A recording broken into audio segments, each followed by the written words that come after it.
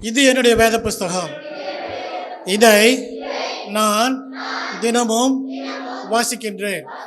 இதில் என் தேவாதி தேவன், என் கர்த்தாதி கர்த்தர், என் ராஜாதி ராஜா எனக்காக அநேக வாக்குத்தத்தங்களையும் ஆசீர்வாதங்களையும் உடன்படிக்கைகளையும் சொல்லியிருக்கிறார். இதை நான் தினமும் வாசிப்பதால், நேசிப்பதால், சுவாசிப்பதால், அவை எல்லாவற்றிற்கும் மேலாக விசுவாசிப்பதால் இந்த வேதத்தில் என் தேவன் சொல்லியிருக்கிற அனைத்து ஆசீர்வாதங்களும் உடன்படிக்கைகளும் வாக்குத்தத்தங்களும் எனக்கும் உரியதாகும். ஏனென்றால் ஹல்லேலூயா. தேவனுடைய பிள்ளைகள் எல்லாரும் பரிசுத்த மார்க் எழுதின சுவிசேஷம் 3ஆம் அதிகாரம் வசனம் 20 35 வரைக்கும் வாசிக்க கேட்போம். பரிசுத்த மார்க் எழுதின சுவிசேஷம் 3ஆம் அதிகாரம் வசனம் 20 முதல் 35 வரை. எல்லாம் எடுத்தாச்சா? பின்பு அவரும் அவருடைய சீஷர்களும் வீட்டுக்கு போனார்கள். அங்கே அவர்கள் சாப்பிடுவதற்கும் சமயமில்லாதபடிக்கு அநேக ஜனங்கள் மறுபடியும் கூடி வந்தார்கள். அவருடைய இனத்தார் இதை கேட்டபோது அவர் மதிமயங்கி இருக்கிறார் என்று சொல்லி அவரை பிடித்து கொள்ளும்படி வந்தார்கள். எருசலேமிலிருந்து வந்த வேதபாரகர், இவன் பெயர்செபூலை கொண்டு இருக்கிறான், பிசாசுகளின் தலைவனாலே பிசாசுகளை திருத்துகிறான் என்றார்கள். அவர்களை அவர் அழைத்து ஊமைகளாய் அவர்களுக்கு சொன்னதாவது, சாத்தானை சாத்தான் திருத்துவது எப்படி? ஒரு ராஜ்யம் தனக்குத்தானே விரோதமாய் பிரிந்திருந்தால் அந்த ராஜ்யம் நிலை நிற்க மாட்டாது. ஒரு வீடு தனக்குத்தானே விரோதமாக பிரிந்திருந்தால் அந்த வீடு நிலை நிற்க மாட்டாது. சாத்தான் தனக்குத்தானே விரோதமாக எழும்பி பிரிந்திருந்தால் அவன் நிலை நிற்க மாட்டான், அழிந்து போவானே. பலவானை முந்தி கட்டினால் ஒழிய ஒருவனும் பலவானுடைய வீட்டுக்குள் புகுந்து அவன் உடைமைகளை கொள்ளையிடக்கூடாது. கட்டினானே ஆகில் அவன் வீட்டை கொள்ளையிடுவான். மெய்யாகவே நான் உங்களுக்கு சொல்லுகிறேன், மனுஷர்கள் செய்யும் எல்லா பாவங்களும், அவர்கள் தூஷிக்கும் எல்லா தூஷணங்களும் அவர்களுக்கு மன்னிக்கப்படும். ஒருவன் பரிசுத்த ஆவிக்கு விரோதமாக தூஷணம் சொல்வான் ஆகில் அவன் என்றென்றைக்கு மன்னிப்படையாமல் நித்திய ஆக்கினைக்குள்ளாயிருப்பான் என்றார். அசுத்தாவியை கொண்டிருக்கிறார் என்று அவர்கள் சொன்னபடியினாலே அவர் இப்படி சொன்னார். அப்பொழுது அவருடைய சகோதரரும் தாயாரும் வந்து வெளியே நின்று அவரை அழைக்கும்படி அவரிடத்தில் ஆள் அனுப்பினார்கள். அவரை சுற்றிலும் உட்கார்ந்திருந்த ஜனங்கள் அவரை நோக்கி, இதோ உம்முடைய தாயாரும் உம்முடைய சகோதரரும் வெளியே நின்று உம்மை தேடுகிறார்கள் என்றார்கள். அவர்களுக்கு அவர் பிரதியுத்தரமாக, என் தாயார் யார், என் சகோதரர் யார் என்று சொல்லி தம்மை சூழ உட்கார்ந்தவர்களை சுற்றி பார்த்து, இதோ என் தாயும் என் சகோதரரும் இவர்களே. தேவனுடைய சித்தத்தின்படி செய்கிறவன் எவனோ அவனே எனக்கு சகோதரனும் எனக்கு சகோதரியும் எனக்கு தாயுமாயிருக்கிறான் என்றார் என்பதே. வாசிக்க வேண்டிய வேத முடிச்சாயிற்று. கர்த்தருக்கு மகிமை உண்டாவதாக. ஜெபம். எங்கள் கண்மலை எங்கள் மீட்பு கர்த்தாவே, எங்கள் வாயின் வார்த்தைகளும் எங்கள் எழுத்து தியானம் உடைய சமூகத்தில் புரிந்து வைக்கத்தக்கதாக நீர் எங்களை தயார்படுத்த வேண்டும் என்று எங்கள் அருமனார் இயேசு கிறிஸ்து மூலமாக வேண்டிக் கொள்கிறோம் பிதாவே. ஆமென். ஹல்லேலூயா, ஹல்லேலூயா, ஹல்லேலூயா. யாரும் உட்கார ஏந்திரு. என்ன அது கால் வலிக்குதா? ஐயா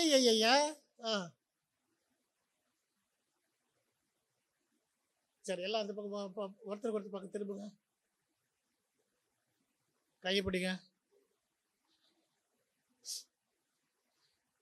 இன்னைக்கு பாருங்க, சொல்லுங்க, இன்னைக்கு பாருங்க, ஏசாமிக்கு ஏகப்பட்ட பிரச்சனை, ஏகப்பட்ட கவலை, ஏகப்பட்ட டென்ஷனு, ஏகப்பட்ட ஸ்ட்ரெஸ்ஸு இருந்தாலும் அவர் மனிதனாக அவதரித்திருக்கு என்ன செய்யணுமோ அதை செய்தார். உங்களுக்கு டென்ஷன் இருக்குதா? உங்களுக்கு பிரச்சனை இருக்குதா? உங்களுக்கு கவலை இருக்குதா? உங்களுக்கு ஸ்ட்ரெஸ் இருக்குதா? அப்போ ஏசாமி என்ன பண்ணாரோ அதை கவனிச்சு பாருங்க, அதையே நீங்களும் செய்யலாம். ஹல்லேலூயா. சரி, எல்லாரும் உட்காருங்க. போன வாரம் பார்த்தோம், 4 பேரை பற்றி பார்த்தோம் இல்லையா? இந்த வாரம் நம்முடைய தேவன் பட்ட கஷ்டங்களை பற்றி நம்ம பார்க்க போகிறோம். இங்க பாருங்க, இந்த 3வது அதிகாரத்தை நம்ம படித்து பார்த்தோன்னா அதில் நிறைய காரியங்கள் இருக்குது. 3வது அதிகாரம் 1வது வசனத்துலேருந்து பார்த்தீங்கன்னாக்கா, இயேசுவர் என்ன பண்ணாரு? திரும்பி அவர் என்ன பண்ணுறாரு? ஜெபாலயத்துக்கு போகிறாரு. எப்போ போகிறாரு? அவர் ஜெபாலயத்துக்கு போகிறோன்னா அது எந்த நாளாக இருக்கும்? ஓய்வு நாள், காலை ஆலய ஆராதனை இருக்கிற நாள். அங்கே போகிறாரு. அங்கே போய் என்ன பண்ணுறாரு? அங்கே சூம்புன கை ஒருத்தரை பார்க்குறாரு. அவருக்கு என்ன ஆயிடுது? உடனே ஐயோ பரிதாபமாக இருக்குது. இந்த பிள்ளைக்கு கை இல்லையே. இந்த பிள்ளைக்கு கை இருந்தால் எப்படி இருக்கும்? இந்த பிள்ளைக்கு கை இருந்தாக்கா என்ன பண்ண வேண்டியதில்லை, மற்றவனை நம்பி இருக்க வேண்டியதில்லையே. முதுகு சுரியதுக்கு ஆள் தேவையில்லை, சாப்பிட்றதுக்கு ஆள் தேவையில்லை, மற்ற காரியம் ட்ரெஸ் போடுறதுக்கு ஆள் தேவையில்லை.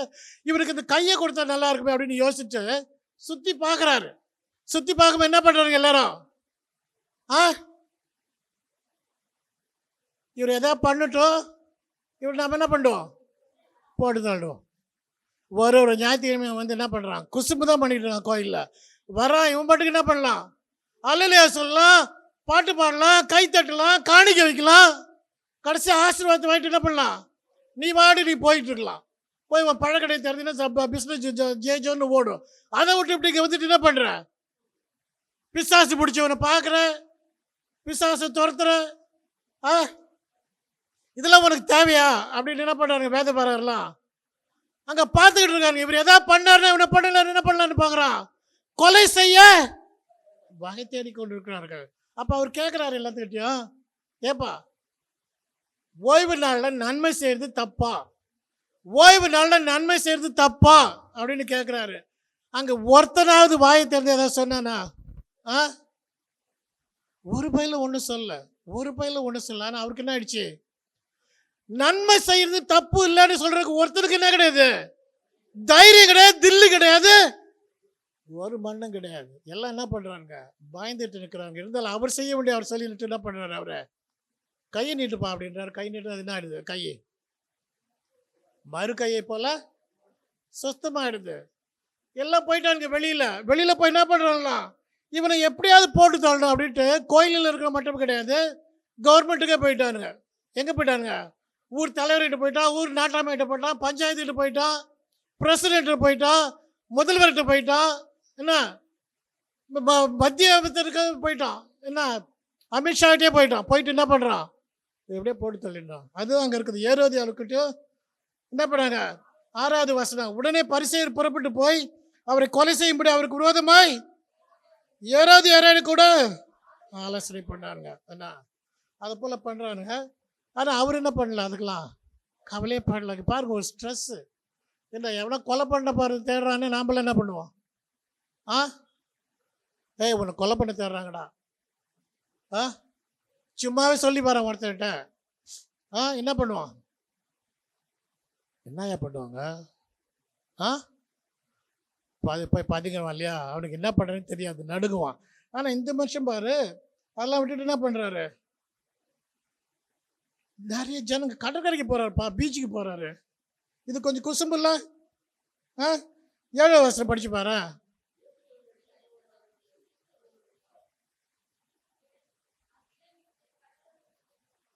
இயேசு தம்முடைய சீஷர்களோட அவ்விடம் விட்டு கோயிலை விட்டுட்டு ஜெபாலயத்தை விட்டுட்டு அவர் எங்கே போகிறாரு?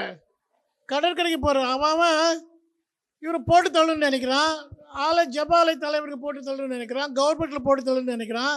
ஆனால் இவர் என்ன பண்ணுறாரு? பீச்சுக்கு போகிறாரு. அங்கே பீச்சுக்கு போனால் என்ன நடக்குது பாரு. 8வது வசனம், கலிலேயாவிலும் யூதேயாவிலும் எருசலேமிலும் இதுமேயாவிலும் யோர்தானுக்கு அக்கறையிலும் இருந்து திரளான ஜனங்கள் வந்து அவருக்கு பின் சென்றார்கள். அல்லாமலும் தீரு சீதோன் பட்டணங்களின்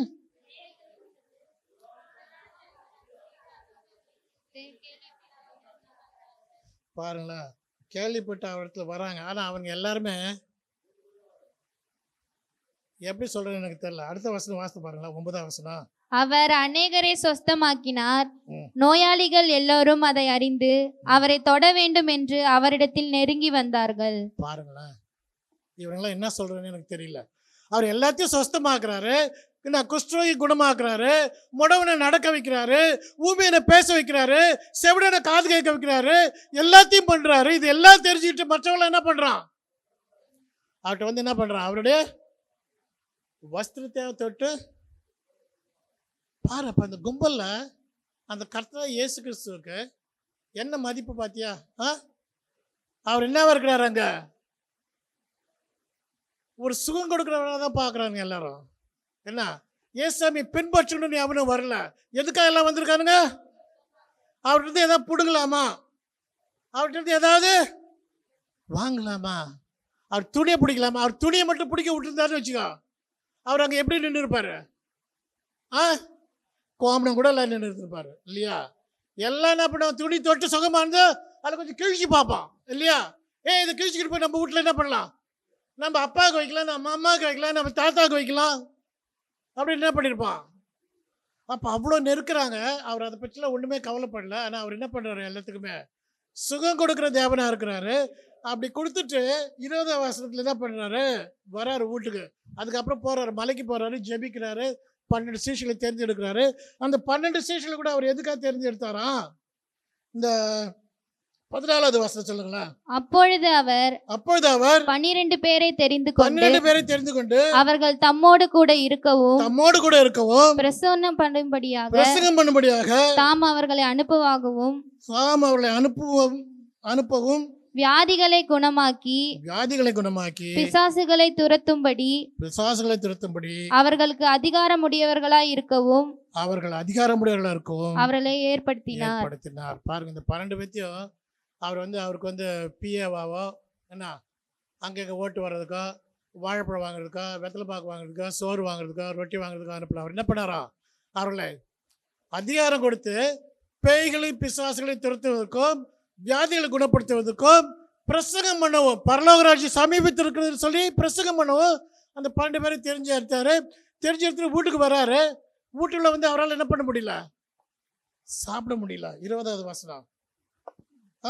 பின்பு வீட்டுக்கு போனார்கள். அங்கே அவர்கள் சாப்பிடுவதற்கும் சமயம் இல்லாதபடிக்கு அநேக ஜனங்கள் மறுபடியும் கூடி வந்தார்கள். ஆமாங்க, பாருங்க, ஒரு குரூப்பை பற்றி சொல்றாரு. இந்த ஜனங்கள் பாருங்க, அவர் கேட்கும்போது வேதபார பரிசேயர் பதில் சொன்னானா இல்லையோ, இந்த ஜனங்கள்லாம் அங்கே உட்காந்துருந்தாங்க. யாரும் என்ன பண்ணல? ஒரு வார்த்தை கூட பேசலங்க. இருந்தாலும் அவர் செய்ய வேண்டிய செஞ்சாரு. கடற்கரை போறாங்க, எல்லாரும் ஓடி வராங்க, எல்லா ஜனங்களும் வராங்க. என்ன, ஒரு சுற்றி இருக்க அத்தனை கிராமத்திலேருந்து வராங்க. ஆனால் எல்லாருமே ஒரே ஒரு காரணத்துக்காக தான் வராங்க. என்னது? அது சுகமாக்கணும். விட்டா அவர் துணியை அவுத்துட்டு போகிறதுக்கு ரெடியாக இருக்கிறாங்க, தொடர்றதுக்கு. என்ன, அப்படிப்பட்டவங்களாம் இருக்கிறாங்க. இதுதான் அந்த மக்களுடைய புத்தி, அறிவு. இது இன்னைக்கு நம்ம கோயில் இருக்குதா? எதுக்கு வருவோம்? நாம் உடம்பு சரியில்லைன்னா வருவோம், முதுகு வலிச்சுன்னா வருவோம், தலை வலிச்சுன்னா வருவோம், இல்லை பிரச்சனைனா வருவோம். ஆனால் இதெல்லாம் ஒன்றும் இல்லைன்னாக்கா நம்ம என்ன பண்ண மாட்டோம்? இந்த பக்கமே வரமாட்டோம். வெள்ளங்கடல் கோயில் இருக்குதானே தெரியாது சில பேர்த்துக்கு. அந்த பிரச்சனைலாம் இல்லைண்ணா இல்லையா? அப்போ பாருங்கள், இங்கே ஒரு குரூப்பு மக்கள் அவர்கிட்ட நன்மை பெறணுன்னே வர்றாங்க. ஆனால் அவரை விசுவாசித்தாங்களா, அவரை வந்து ஏற்றுக்கொண்டாங்களா என்பது தெரியல. அடுத்த ஒரு குரூப்பு பாருங்க, 21வது வசனம். அவருடைய இனத்தார் இதை கேட்டபோது அவர் மதிமயங்கி இருக்கிறார் என்று சொல்லி அவரை பிடித்துக் கொள்ளும்படி வந்தார்கள். அவரை பிடிச்சிக்கிட்டு போகணும்னு வராங்க. இவருக்கு என்ன ஆயிட்டாரு? இவரு மென்டல் ஆயிட்டாரு. எங்க கூட்டு போனோம்? மென்டல் ஆஸ்பத்திரி. எங்க இருக்கு மென்டல் ஆஸ்பத்திரி? விளையாட்டுல இருந்து சென்னை கூட்டு போகணும், கீழ்பாக்கத்துக்கு போகணும்னு என்ன பண்றாங்க? அது ஒரு கும்பல் வருது. இவர் பண்ணுறதெல்லாம் நன்மை. என்ன, இவர் பண்ணுறதெல்லாம் வியாதிகளை குணமாக்குறது, இவர் பண்ணுறதெல்லாம் எல்லாத்துக்கும் நன்மை. ஆனால் ஒரு மென்டல் குரூப் வருது. அது என்ன நினைக்குது? அவருடைய சொந்தக்காரன், பங்காளி, உறவு முறையான், சித்தப்பன், பெரியப்பன், மாமன், மச்சான் எல்லாம் எதுக்கு வரானுங்க? மென்டல் ஆகிட்டான்ல. இவனை கூப்பிட்டு போய் என்ன பண்ணோம்? மென்டல் ஹாஸ்பிட்டல் சேர்க்கணும்னு ஒருத்தருக்கு வரானுங்க. அடுத்தது வாசியம் பாரு. எருசலேமில் இருந்து வந்த வேதபாரகர் இவன் பெயல்செபூலை கொண்டிருக்கிறான், பிசாசுகளின் தலைவனாலே பிசாசுகளை துரத்துகிறான் என்றார்கள். என்ன, அங்க பாருங்க, அங்க ஒரு குரூப். என்ன, ஒரு குரூப்பு ஜனங்க, இன்னொரு குரூப்பு வரவர்மாரெல்லாம் வரான். அடுத்தது வந்து யார் வரான்? வேதபாரர் கோயிலில் இருக்கலாம் வரான். அதுக்கப்புறம் பார்த்தீங்கன்னாக்கா அது அந்த வசனத்தை விட்டுட்டு இப்போ கொஞ்சம் கடைசிக்கு போவோம். அவங்க அப்பா அம்மாவை பற்றி சொல்லுங்க பாரு. என்ன 31வது வசனம். அப்பொழுது அவருடைய சகோதரரும் அப்போது அவருடைய சகோதரரும் தாயாரும் வந்து வெளியே நின்று அவரை அழைக்கும்படி அவரிடத்தில் ஆள் அனுப்பினார்கள். அப்ப பாருங்க, இங்க ஒரு 4 குரூப். என்ன 4 குரூப்பு 4 திசையிலிருந்து வருது. 4 திசையிலிருந்து வலை போட்டு இவர் என்ன பண்ணணும்னு பாக்குதுங்க.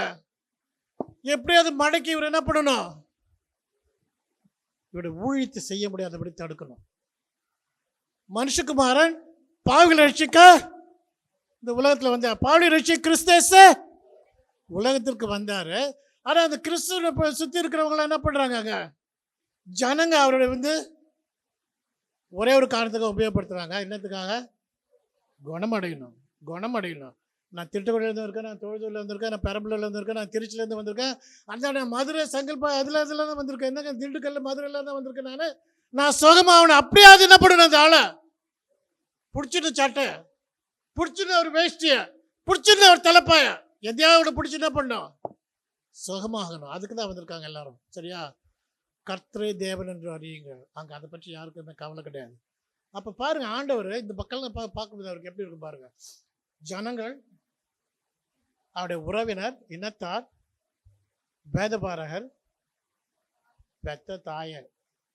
பெத்த தாயிட்டு ஆண்டவர் சொல்லிருக்காரு. என்ன சொல்லிருக்காரு? உன்னி ஒரு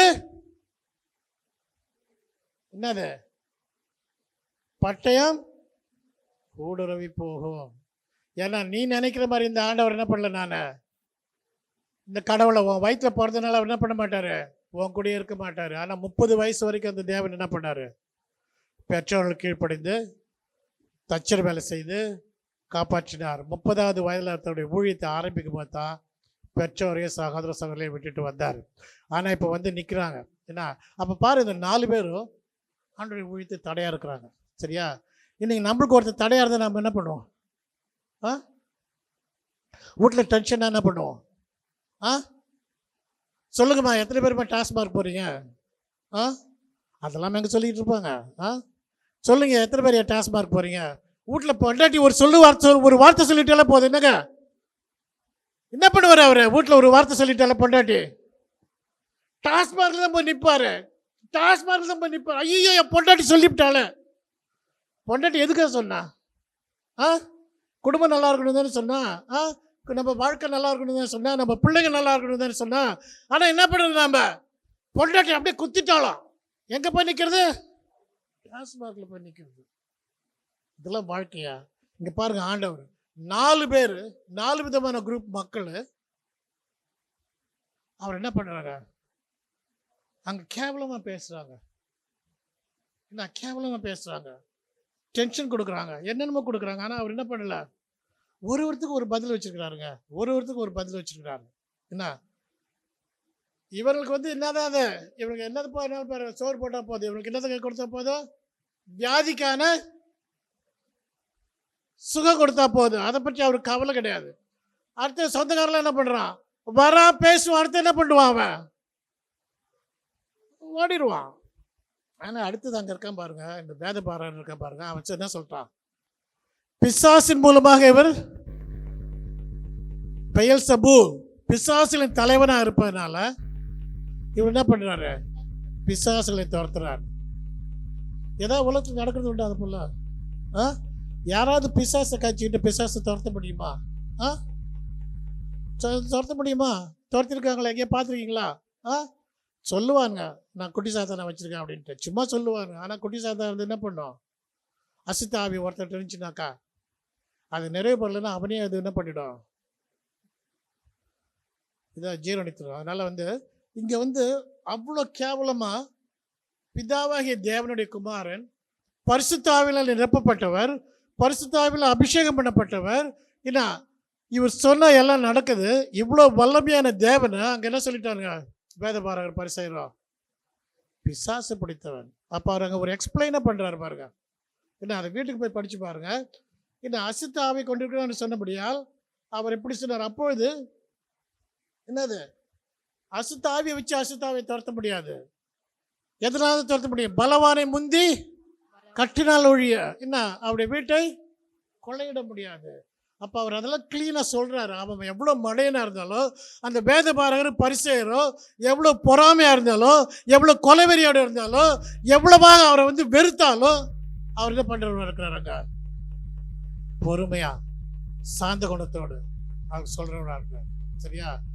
பாருங்க, அந்த 3 பேர்த்துக்கும் ஒரு வசனம் சொல்லி முடிச்சுட்டாங்க. ஏன்னா பெரிய ஜனங்கள் இவங்களை திருத்த முடியாது. இவங்களுக்கு தேவையானதெல்லாம், அவள் பசிக்கு தேவையான தீனி, அது என்னது? அது வியாதி சுகமாகிறது. என்ன உறவு முறையான் வருவான், பேசுவான், ஆனால் அவன் என்ன பண்ண மாட்டான். பிடிக்க வந்தான், ஆனால் பிடிக்கல, என்ன பண்ணிட்டான்? அவன் போயிட்டான். நம்மளால் முடியல அப்படின்னு போன வாரம் பார்த்தோம். அந்த 4 பேர் முடியலன்னு போயிருந்தான்னா என்ன பண்ண முடியாது? அவனோட விசுவாசத்தை நம்ம பார்த்துருக்க முடியாது. ஆனால் இவன் உறவு முறையானால, இனத்தாரனால வந்தால் செய்ய வேண்டிய செஞ்சால் முடியலன்னு அவன் போயிட்டே இருக்கான். ஆனால் அந்த வேதபாரகர் பாருங்க, அவரை வந்து என்ன பண்ணுறாங்க? அவ்வளோ இன்சல்ட் பண்ணுறாங்க. பிசாசு பிடித்தவன் என்று சொல்கிறாங்க. என்ன பெயல்செபூலின் மூலமாக பிசாசுகளை துரத்துகிறான், சாத்தானை துரத்துகிறான். அப்போ அவர் ஒரு டீட்டெயிலான ஒரு கிளியரான பிக்சரே கொடுக்குறாரு. நான் பிசாசு பிடிச்சவன்னா எப்படி அதை பண்ண முடியும்? பிசாசு சண்டை போடுமா? போடாது. பிசாசு ஒன்றா தான் போகும். சொல்கிறாரு அவர் ஒரு இடத்துல என்ன சொல்கிறாரு? ஒரு பிசாசு ஒருத்தர் துரத்தி விடுறாரு, அது போயிடுது. அந்த வீடு என்ன பண்ணப்பட்டிருக்கு? சுத்தமாற்றப்பட்டு அலங்காரமாக இருக்கிறது. அது இப்போ இந்த பிசாசு போனது அலைஞ்சி பார்த்து திரும்பி வருது. அந்த வீடு சுத்தமாக இருக்க பார்த்து என்ன பண்ணுது? இந்த இடம் நல்லா இருக்கு. அப்போ நம்ம என்ன பண்ணுவோம்? போய் நம்மளை விட இன்னும் பலமுள்ள 7 பிசாசை கூட்டு வந்து இருக்குன்னு சொல்லுது. அப்போ அந்த பிசாசுகளை ஒன்றா இருக்கிறது தான் அதெல்லாம் இருக்க முடியுது. ஆனால் பிசாசு சண்டை போடும் அப்படின்னு இந்த வேதபாரர் சொல்கிறான்னா, அந்த ஊழியக்காரன் சொல்கிறான்னா, அந்த பாஸ் சொல்கிறான்னா, அவருடைய அறிவு என்னமா இருக்குது? புரியுதா? அப்போ இந்த சபைகளில் ஊழியக்காரர்கள் என்ற பேரில் நம்ம நிறைய பேர் என்ன பண்ணுறாங்க? தவறான காரியங்களை நம்மளுக்கு என்ன பண்ணுறாங்க? சொல்லி கொடுக்குறாங்க. ஆனால் ஆண்டவர் சொல்கிறாரு, அவருடைய வார்த்தை சொல்லுது என்னது? நானே வழியும் சத்தியமும் ஜீவனுமா இருக்கிறேன், என்னை இல்லாமல் வேறு ஒருவனும் எவனும் பிதாவின் இடத்துக்கு வர முடியாது. நீ வேதபாரகர், நீ பரிசேயர், நீ பெரிய ஊழியக்காரர், நீ பெரிய லார்டு லபகதாசார், அதை பற்றி கவலையே கிடையாது. அதனால் என்ன பண்ண முடியாது?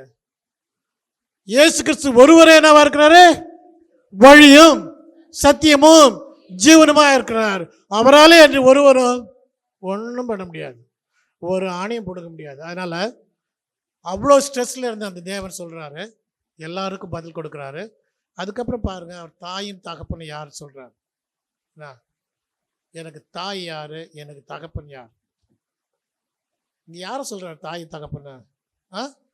உங்களுக்கு இந்த பிரச்சனைலாம் இருந்துக்கிட்டு இருந்தாலும் அவர் ஒரு குடும்பத்தை ஒன்று அங்கே வைக்கிறாரு பாருங்க. எனக்கு தாய் யார், சகோதரன் யார், சகோதரி யார், தகப்பன் யார்? தகப்பன் யார்? அப்பா பிதாவன் யாரை கூப்பிட்றோம்? பெரியப்பாவையா? பிதாவை. அப்போ பாருங்க, அவர் சொல்றாரு கடைசி வருஷம் 35, தேவனுடைய சித்தத்தின்படி செய்கிறவன் எவனோ அவனே சகோதரனும் சகோதரியும் தாயுமா இருக்கிறார். என்ன அப்போ தகப்பன் அங்கே இருக்கிறார். சரியா? நம்மளுக்கு பரம தகப்பன் ஒருத்தர் இருக்கிறாரு. என்ன இவர் நம்முடைய சகோதரர். என்ன யோவான் 1:14 நினைக்கிறேன். என்ன அவர் தமக்கு சொந்தமானதில் வந்தார், அவர் சொந்தமானவர்களும் அவரை ஏற்றுக்கொள்ளவில்லை. அவரை ஏற்றுக்கொண்ட ஒவ்வொருவருக்கும் அவர் என்ன பண்ணாரு? ஆமாம், குமாரனாக இருக்கக்கூடிய அதிகாரத்தை கொடுத்தார். என்ன அந்த தேவனை பற்றி இந்த தேவன் இங்கே சொல்கிறாரு. அப்போ அவர் குமாரனு, நாமெல்லாம் குமாரரும் குமாரத்தையும் ஆகிறோம்னாக்கா பிதான்னு ஒருத்தர் இருக்கிறாரு. அப்போ தகப்பன் தாய் எல்லாமே நாமளாக இருக்கும். அப்போ உனக்கு ஒரு குடும்பம்ன்றது ஒன்று பண்ணுறார் ஆண்டவர் அங்கே காட்டுகிறார்.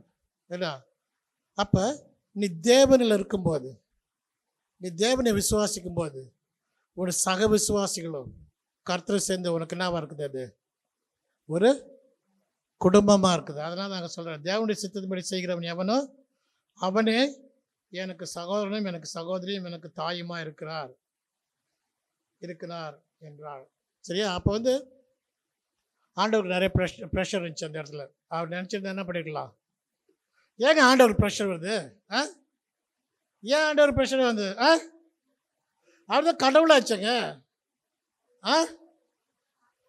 கடவுளா இருந்தாலும் அவர் என்ன சொன்னார், மனித ரூபம் எடுத்து வந்து பிறந்ததுனால அவர் என்ன பண்ணாரு, நம்மள போல கஷ்டப்பட்டாரு. அதனால தான் அவர் சொல்றாரு, இந்த உலகத்தில் இருக்க உபத்திரம் உண்டு, ஆனாலும் உலகத்தை ஜெயித்தே. அப்ப அவர் அந்த பிரச்சனைகள் மென்டல்ரா, பைத்தியக்காரன்றா, இவன்றா இருந்தாலும் அவர் என்ன பண்றாரு, எல்லாத்தையும் கேட்டுக்கிட்டு அவர் என்ன பண்றாரு, பிசாசுன்றான் அதையும் கேட்டுக்கிட்டு அவர் என்ன பண்றாரு, அவர் செய்ய வேண்டிய ஊழியத்தை அவர் செய்கிறார். இன்னைக்கு நம்மளை பற்றி யாராவது ஒருத்தர் நம்மள சொன்ன நம்ம செய்வோமா? அதுதாங்க கிறிஸ்தவனுக்கான அடையாளம், அதுதான் கிறிஸ்தவனுக்கான பொறுப்பு, அதுதான் கிறிஸ்தவன் செய்ய வேண்டிய ஊழியம், அதுதான் கிறிஸ்தவனாக இருக்கிறவங்களுடைய காரியம். சரியா? அப்போ பாருங்க, இங்கே கர்த்தர் இயேசு கிறிஸ்து சொல்லிட்டார். சரியா? நம்ம எல்லாருமே சொல்கிறோம், எனக்கு இருக்கிற கஷ்டம் உனக்கு தெரியுமா, உனக்கு தான் தெரியும், நான் என் கஷ்டம் எனக்கு தான் தெரியும். ஆனால் அது சொல்லப்பட்டிருக்கு, மனிதனுக்கு நரிகளுக்கு குழிகள் உண்டு, பறவைகளுக்கு கூடுகள் உண்டு, மனுஷகுமாரனுக்கோ தலை சாய்க்க இடமில்லை. அப்படி வந்து அவருக்கு தலை சாய்க்கவே இடம் இல்லை. அப்படி இருந்தாலும் அவர் என்ன பண்ணுறாரு, அத்தனை பிரச்சனைகளையும் அவர் என்ன பண்ணுறாரு, க்ளீனாக எடுத்து வச்சு பண்ணுறாரு. சரியா? அப்போ இன்னைக்கு நீ ஒரு ப்ரெஷர் இருக்குது உன்கிட்ட டென்ஷன் இருக்குது, உன்னால் முடியல அப்படின்னு சொல்கிறனாக்கா நீ யாரை ஃபாலோ பண்ணல, கர்த்தர் இயேசு கிறிஸ்துவை ஃபாலோ பண்ணல. கர்த்தர் இயேசு கிறிஸ்து அங்கே சொன்னார், 4 பேத்துக்கு 4 விதமான காரியத்தை செஞ்சு தான் போனார். அவர் மனுஷருக்கு வேண்டியது கொடுத்தாரு, சொந்தக்காரனை இது பண்ணார், இப்போ வேதபாரருக்கு தேவையானது கொடுத்தாரு, தாய் தகப்பன் யாருன்னு சொல்லிட்டாரு. அப்போ நீ கர்த்தருக்குள்ள இருக்கும்போது, நீ கர்த்தருடைய பிள்ளையாக இருக்கும்போது, அந்த டென்ஷனு இந்த டென்ஷனு, எனக்கு அந்த வலி இருக்குது இந்த வலி இருக்குது அப்படின்னு சொல்லிட்டு என்ன பண்ண முடியாது, உன்னால் வாழ முடியாது. நீ கிறிஸ்துக்குள்ளே இருந்தால் நீ எப்படி இருக்கிற புது சிருஷ்டிப்பா, புது சிருஷ்டி. கிறிஸ்துக்குள்ளே இருந்தா நீ என்னது, புது சிருஷ்டி. பழையதெல்லாம் கழிஞ்சு போச்சு, பழையதெல்லாம் போயிடுச்சு. அப்போ இங்கே தேவன் கர்த்தரா இயேசு கிறிஸ்து உங்களுக்கு அதை எக்ஸாம்பிளாக சொல்கிறார். டென்ஷன் இருக்கட்டும், எது இருக்கட்டும், நீ எதுக்காக வந்த அந்த காரியத்தை நீ பண்ணாமல் என்ன பண்ண முடியாது,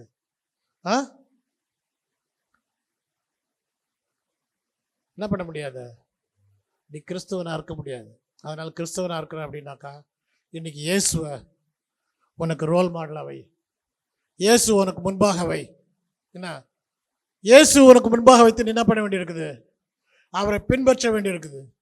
ஏன்னா அவர் முன்னாக செல்லும்போது, அவர் உனக்கு முன்பாக சென்று கோணலானது நேராக்கி மலைகளை தகர்த்து போடும்போது, நீ அவரை பின்பற்றும் போது இந்த டென்ஷனு, இந்த தலைவலி, இந்த வயிற்று வலி, இந்த முதுகு வலி, இந்த பிரச்சனை எதுவுமே உனக்கு என்னது வராது. ஏன்? அவருடன் இருக்கும்போது அவர் உன்னை பாதுகாக்கிற தேவனாக இருக்கின்றார், உன்னை பலப்படுத்துகிற தேவனாக இருக்கின்றார், உனக்கு சுகம் கொடுக்கிற தேவனாக இருக்கின்றார், உனக்கு சந்தோஷத்தை கொடுக்கிற தேவனாக இருக்கின்றார். நீ நிம்மதியாக நைட்டில் படுக்கும் போது உனக்கு தூக்கத்தை கொடுக்கிற தேவனாக இருக்கின்றார். அந்த தேவன் உனக்கு இன்னைக்கு ஒரு எக்ஸாம்பிள் கொடுத்துருக்கிறார்.